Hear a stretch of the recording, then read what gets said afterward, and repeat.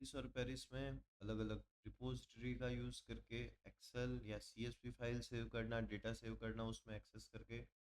Second, citation matrix को save करना, citation matrix के रिजल्ट्स को सेव करना, सर्च रिपोर्ट्स को सेव करना, एपीए स्टाइल में रेफरेंसिंग सेव करना। ये सारी चीज़ें अब तक हमने देखी। पब्लिश और पेरिस का ये लास्ट वीडियो है जिसमें हम लोग साइटेशन मैट्रिक्स का इंटरप्रिटेशन कैसे करना है वो देखेंगे। तो सबसे पहले हम लोग किसी भी एक सर्च रिजल्ट्स में जाएंगे। साइटेशन मैट्रिक्स हमें यहाँ दिख रही है। जैसा कि मैंने कहा था, आप इसको स्निपिंग टूल से क्रॉप कर सकते हो, या फिर matrix for Excel with header को आप कॉपी करके अपनी एक्सेल फाइल में, ये रही एक्सेल, इस एक्सेल फाइल में हम लोग सेव कर सकते हैं।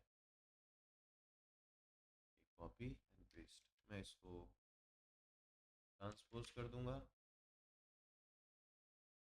इंटरप्रिटेशन के लिए। फर्स्ट कॉलम हम लोग खोल देते हैं, इसको एक टेबुलर फॉर्म में प्रेजेंट करेंगे। ओके,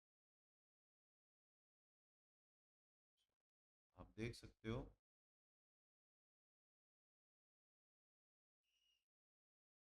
साइटेशंस और ये सारी डिटेल दी गई है। पहले हम लोग कुछ बेसिक मैट्रिक्स जो है उनका मीनिंग भी समझ लेते हैं कि वो क्या कहना चाहती है। पब्लिकेशन ईयर, तो it is simple, it is showing the range of years जिसके दौरान रिसर्चर्स ने अपने पेपर्स पब्लिश किए हैं। Second, citation years, it is the range of years जिसके दौरान साइटेशंस मिले हैं पेपर्स को। उसके बाद वॉल्यूम मैट्रिक्स में अगर हम लोग देखें तो total number of publications, total कितने पेपर्स पब्लिश हुए हैं वो दिखाते हैं यहाँ पे, पेपर्स पब्लिश्ड। और आई थिंक पेपर्स पब्लिश की जगह हमने पेपर जो सिलेक्ट किए हैं वो है ये। So 100 we have selected. Total number of citations received to our papers, total number of years covered, तो टोटल 5 साल कवर्ड है। Citation per year, average citation received per year. So यहाँ पे साइटेशन को जब डिवाइड करते हैं साइटेशन ईयर्स से तब हमें मिलता है। सेकंड, एवरेज साइटेशन पर पेपर। सो जब साइट टोटल साइटेशंस को नंबर ऑफ पेपर्स से डिवाइड करते हैं तब ये हमें मिलता है। साइटेशंस पर ऑथर, जब हम लोग डिवाइड करते हैं टोटल नंबर ऑफ साइटेशंस को by the author, average citation पर ऑथर हमें मिलता है। सो मल्टी ऑथर रिसर्च में ये यूज़फुल है। Papers per author, average number of papers contributed by the each author, that you will get from this. And authors and paper, average number of again authors per paper. H index, so H index एक important index है जो कि consistency, productivity और impact दिखाता है कि article कितना significant है, इम्पोर्टेंट रहा है। तो यहाँ से आपको पता चलेगा। एच इंडेक्स का मतलब होता है आपके जो टोटल नंबर ऑफ पेपर्स हैं उसमें से कितने पेपर उतने टाइम से ही ज़्यादा साइटेड है। For an example, H paper have at least H citation each, मतलब 10 पेपर है तो 10 पेपर को एटलीस्ट 10 बार साइटेशन किया गया है, then the H index will be 10। यहाँ पे 49 है। सो 49 पेपर्स ऐसे हैं जिन्हें एटलीस्ट 49 टाइम्स साइट किया गया।